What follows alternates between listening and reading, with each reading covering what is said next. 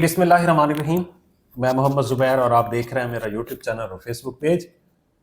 उम्मीद है तमाम दोस्त खैरियत से होंगे।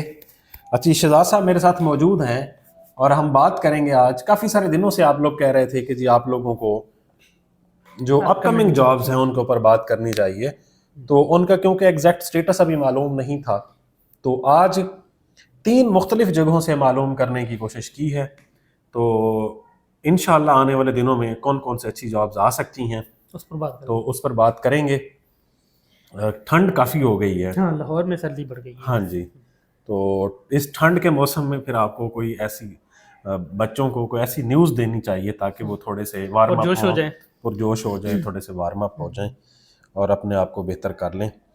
तो जी अच्छा, अब सबसे पहले तो ये है कि हमारा जो जनरल नॉलेज का एक कम्प्रिहेंसिव सेशन होता है 2 महीने का, और उसकी हमारी मिनिमम फीस होती है 3500 रुपये दो महीने की पूरे सेशन और की। इसमें तमाम वो 8 से 10 सब्जेक्ट्स कवर किए जाते हैं जो पीपीएससी के वन पेपर में होते हैं। टेस्ट वगैरह भी इसमें काफ़ी सारे होते हैं।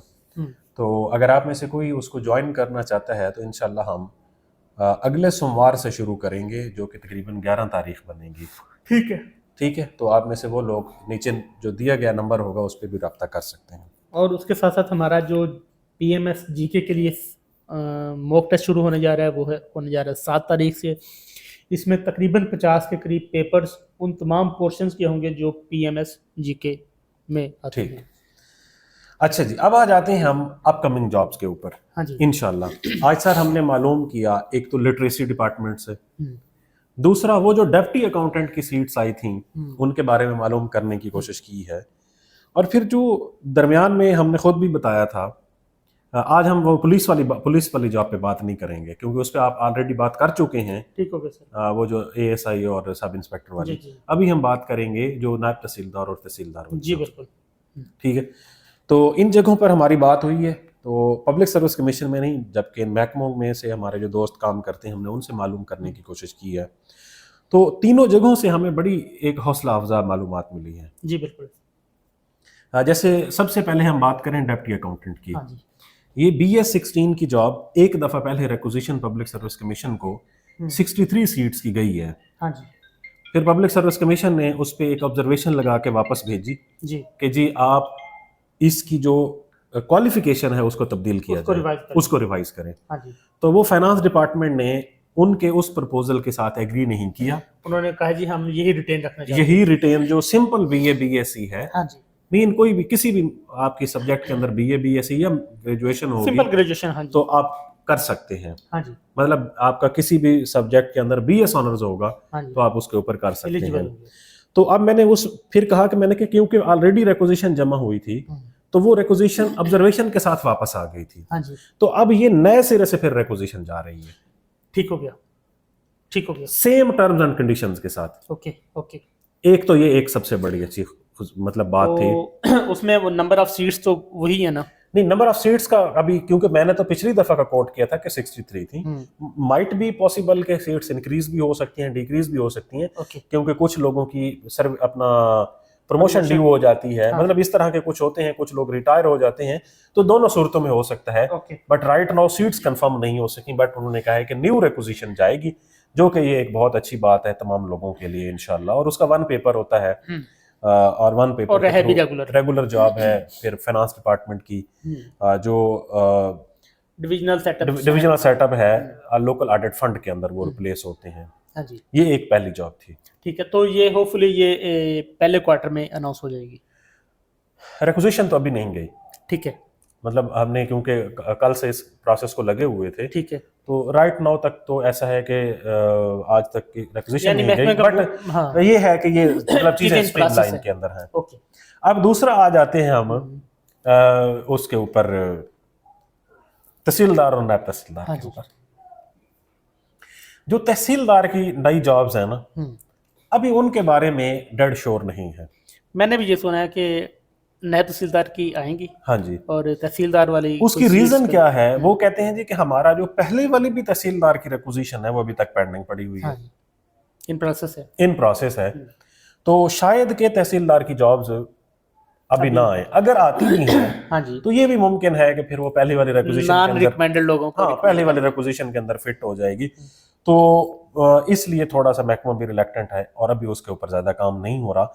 लेकिन जो नायब तहसीलदार है BS14 की जॉब्स हैं उनके ऊपर एग्रेसिवली अलबत्ता काम हो रहा है। वो डिवीजन वाइज सीट्स आएंगी, ग्रेजुएशन उसकी होगी, क्वालिफिकेशन, और सेम इसी तरह से वो सबमिट हो जाएगी, सेम इसी तरह से कि वो जो है प्रोसेस हो जाएगी। ठीक हो गया। ये भी एक अच्छी न्यूज़ थी ओके, कि मीन अगर तहसीलदार की नहीं आ रही तो एटलीस्ट नायब तहसीलदार की, वो भी डिवीजन वाइज सीट्स आती हैं, इस दफा भी डिवीजन वाइज ही होंगी सारी की सारी, जो पहले प्रोसेस अच्छा, कुछ लोग कह रहे हैं कि ये पैरा में भी कोई एडीज की सीट्स आने वाली हैं। अच्छा, इसके बारे में आपने मुझे बताया है, मैंने उसके बारे में कंफर्म नहीं किया। तो हम आने वाले दिनों में असिस्टेंट डायरेक्टर इन्फोर्समेंट की आप बता रहे थे शायद, हाँ जी, कि असिस्टेंट डायरेक्टर इन्फोर्समेंट की आ रही है। तो मैं क्योंकि वो कंफ्यूज हो गया था, इन्फोर्समेंट ऑफिसर की भी जॉब्स आई हुई हैं पैरा में, और दूसरा ये है कि इन्फोर्समेंट ऑफिसर की क्योंकि PRA के अंदर भी आई हुई है ना।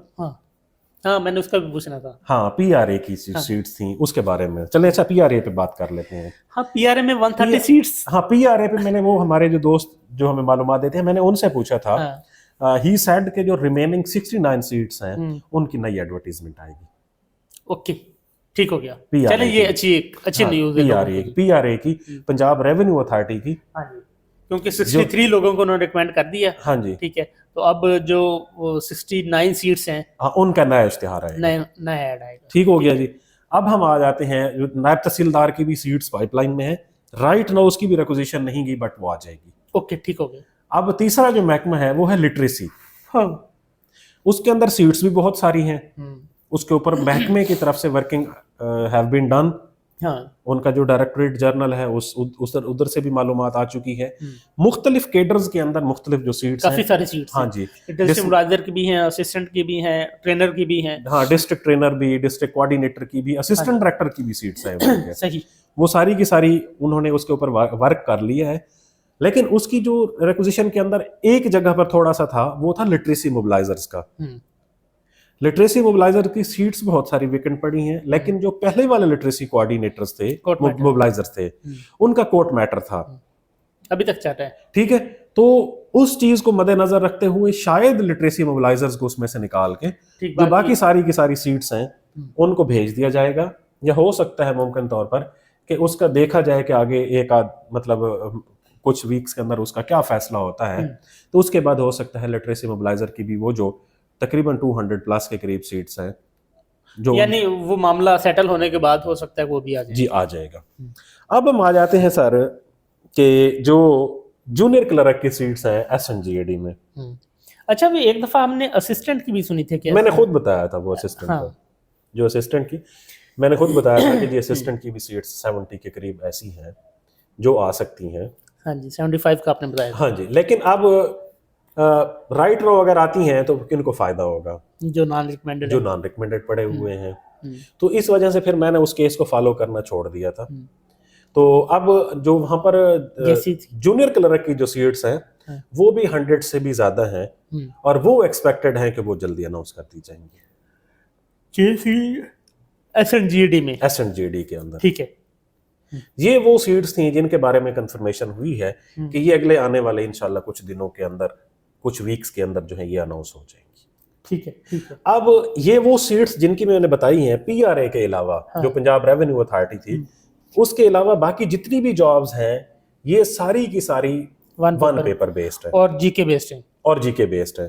चले, अच्छा अभी हम इसके ऊपर वो जो पुलिस वाला है उसी के ऊपर भी बात कर लेते हैं। जो सब इंस्पेक्टर और असिस्टेंट सब इंस्पेक्टर की सीट्स जो हैं, उसकी भी असिस्टेंट सब इंस्पेक्टर की तो आपने भी बताई है। आज से मेरे ख्याल में 15-20 दिन पहले बताया था, महीना पहले बता दिया था कि जो असिस्टेंट सब इंस्पेक्टर की जो सीट्स हैं ASI की वो आने वाली हैं। तो अब उस ASI के साथ सब इंस्पेक्टर भी नथी हुआ है। ओके, ठीक है कि माइट बी पॉसिबल कि सब इंस्पेक्टर की जहां पर सर्विस कोटा की सीट्स आएंगी वहां पर उसके साथ ओपन मेरिट की भी सीट्स आएंगी। ठीक है, ये मुमकिन है, लेकिन ये कब आएंगी इसके ऊपर, क्योंकि अभी काम शुरू हुआ है। हाँ, लेकिन सब इंस्पेक्टर के तो अभी कुछ के रिजल्ट आ गए हैं, नहीं, कुछ अभी के सर्विस कोटा के तो होने हैं ना। चलो नहीं, Open एएसआई की खास तौर पर एएसआई की बहुत ज्यादा सीट खाली पड़ी हैं। तो ये हो क्योंकि सकता है ASI 2 से की 3 महीने लग ASI जाए। की जो लास्ट टाइम पीपीएससी के थ्रू आई थी वो 2016 में आई थी। हम्म। उसके बाद से उन्होंने उसको डिपार्टमेंटल या प्रमोशन के तौर पे करना शुरू कर दिया। उसके बाद अब एक्सपेक्टेड है कि जॉब। हाँ जी, तो वो भी एक्सपेक्टेड है, लेकिन वो थोड़ी सी देर से आएंगी। वो आ जाएंगी, उसके ऊपर वर्किंग शुरू हो चुकी है।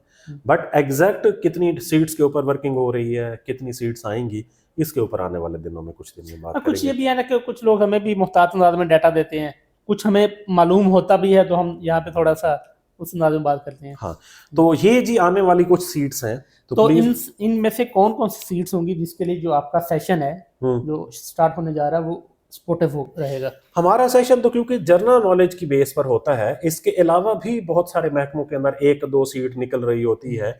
मीन इस तरह की जो सीट्स होती हैं उनमें भी वो काम आता है। वो ओवरऑल 1 पेपर होता है जनरल नॉलेज का। आप ठीक है। एफपीएससी के थ्रू, पब्लिक सर्विस कमीशन के थ्रू, या इसके अलावा एनटीएस, पीटीएस, सीटीएस के थ्रू जब आती हैं तो ये वाला डाटा आपके काम आता हो। सही सही। और कुछ? बस सर। चलें जी, ये आज की हमारी वीडियो थी अपकमिंग जॉब्स के हवाले से। तो उम्मीद है आप लोगों को पसंद आई होगी। अगर आप में से कोई बंदा नया है हमारे चैनल पर तो हमारे चैनल को सब्सक्राइब कर सकता है। बहुत शुक्रिया।